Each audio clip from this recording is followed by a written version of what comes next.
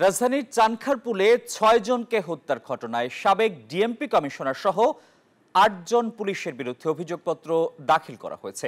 এর মধ্য দিয়ে আন্তর্জাতিক অপরাধ ট্রাইব্যুনালে জুলাই গণহত্যার প্রথম কোনো মামলার আনুষ্ঠানিক বিচার প্রক্রিয়া শুরু হলো।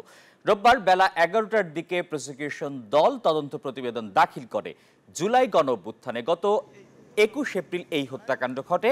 নিহতদের মধ্যে ছিলেন দশম শ্রেণীর ছাত্র শাহরিয়ার খান আনাস, শেখ মাহাদি হাসান জুনায়েদ, মোহাম্মদ ইয়াকুব, রাকিব হাওলাদার, ইসমামুল হক ও মানিক মিয়া। তাদের হত্যা করতে প্রাণঘাতী অস্ত্র ব্যবহার করা হয় বলে অভিযোগপত্রে উল্লেখ করা হয়েছে।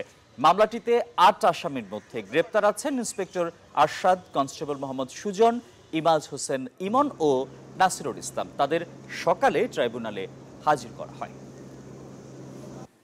২০২৪ সালের ৫ আগস্ট জুলাই বিপ্লবের পর পুনর্গঠিত আন্তর্জাতিক অপরাধ ট্রাইব্যুনালে আজকে প্রথম ফরমাল চার্জ দাখিলের মাধ্যমে আনুষ্ঠানিক বিচারের যাত্রা শুরু করল। আন্তর্জাতিক অপরাধ ট্রাইব্যুনালে আছেন সহকর্মী নাইমাল জিকো। আরো খবর জানতে আমরা সরাসরি যুক্ত হচ্ছি জিকোর সঙ্গে। জিকো, জুলাই গণহত্যার প্রথম কোন মামলার বিচার শুরু হলো। কয়েকজন আসামিকে আজ হাজির করা হয়েছে এবং তদন্ত প্রতিবেদন দাখিল করা হয়েছে। এই প্রতিবেদন থেকে কি জানতে পেরেছেন? আন্তর্জাতিক অপরাধ ট্রাইব্যুনাল আনুষ্ঠানিকভাবে কিছু জানিয়েছে কিনা?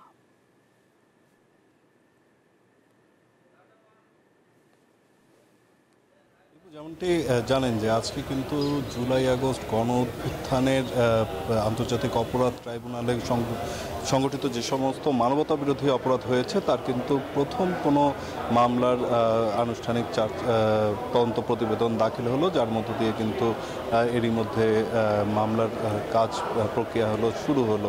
এবং যেমনটি জানেন যে এই মামলার তদন্ত প্রতিবেদনে বলা হয়েছে যে ডিএমপি কমিশনার হাবিবুর রহমান সহ মোট ৮ জন যারা এই হত্যাকাণ্ডের সাথে সরাসরি সম্পৃক্ত ছিল এমনটি কিন্তু অভিযোগে উঠে এসেছে এবং সত্যতা পেয়েছে তদন্ত আন্তর্জাতিক অপরাধ ট্রাইব্যুনালের যে তদন্ত কমিটিটি রয়েছে তারা যেটি বলেছে যে এখানে মারণাস্ত্র ব্যবহার করা হয়েছিল, অসংখ্য গুলি ব্যবহার করা হয়েছে এবং কোমলমতি শিক্ষার্থীদের উপরে হামলা চালানোর জন্য হেলিকপ্টার এবং ড্রোনের কিন্তু ব্যবহার এখানে তারা পেয়েছে এবং তদন্তে কিন্তু তার প্রমাণ তারা এখানে পেয়েছে। তো তারা যেটি বলছেন যে এখানে এটি কিন্তু চার্জটি মানে পূর্ণাঙ্গ তদন্ত প্রতিবেদনটি বেশ কিছুদিন আগে দাখিল করা হয়েছে, যেটি আজকে যাচাই বাছাই শেষে কিন্তু আন্তর্জাতিক অপরাধ ট্রাইব্যুনালে দাখিল করেছে প্রসিকিউশন টিম। এবং তারা বলছেন যে এর মধ্য দিয়ে কিন্তু আন্তর্জাতিক অপরাধ ট্রাইব্যুনালে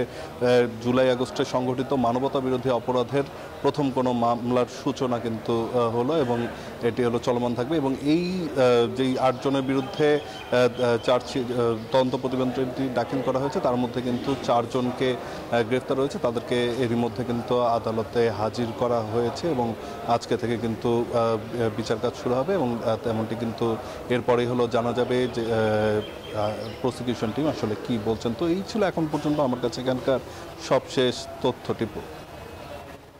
জিকো, আপনাকে ধন্যবাদ।